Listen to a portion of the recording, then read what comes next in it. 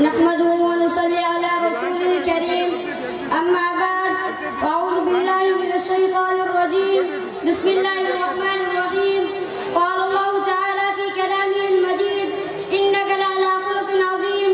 وقال النبي عليه السلام: إنما بعثت لأتمم مكارم الأخلاق، أو كما قال: صدق الله العظيم وصدق رسوله النبي الكريم. ضيوف الإكرام وأساتذة الكرام وإخواني في الله، السلام عليكم ورحمة الله وبركاته. من حسن الحظ منبت اليوم فرصة الكلام عن خلق سيد البشر خاصة وسيد الأكوان عامة.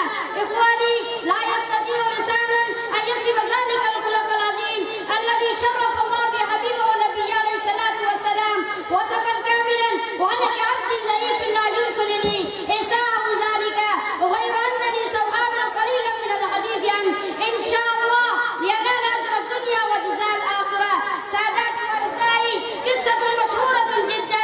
نعم، نشير إلى قصة العجوز التي كانت تسكن بمكة، وكانت من أشد الناس عداوة وبغضا لرسوله عليه السلام، وكان إذا مر بدارها رمت إليه بالوهن والأذى، لكنها ذات يوم حين مر بها لم ترمي شيئا، فاسترب المصطفى صلى الله عليه وآله وسلم وسأل عنها، فأخبر بأنها مريضة، فذهب إليها وعادها وقام ببعض أمورها.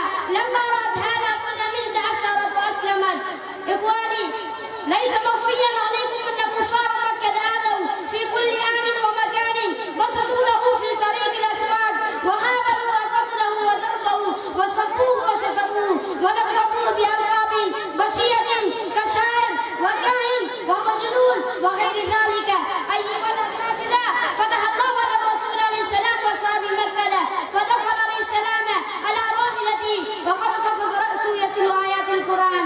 إخواني، بعد لحظة قليلة جميع أشراف العرب رجالها ونساؤها مزمومون أمامه خافضين رؤوسهم باسلين عابسين، والنبي عليه الصلاة والسلام قادر كل القدرة على قتلهم والقضاء عليهم أجمعين. فسألوا: ماذا ترون أني فاعل بكم؟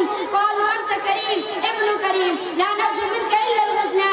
فقال لهم: اذهبوا، لا تثريب عليكم اليوم، أنتم طلقاء. ترك هذا الصنيع فيه مكرا عظيما، فأسلم هناك عدد كبير منهم. فعلينا جميعا أن نعمل بسيرة المصطفى صلى الله عليه وآله وسلم. والسلام عليكم.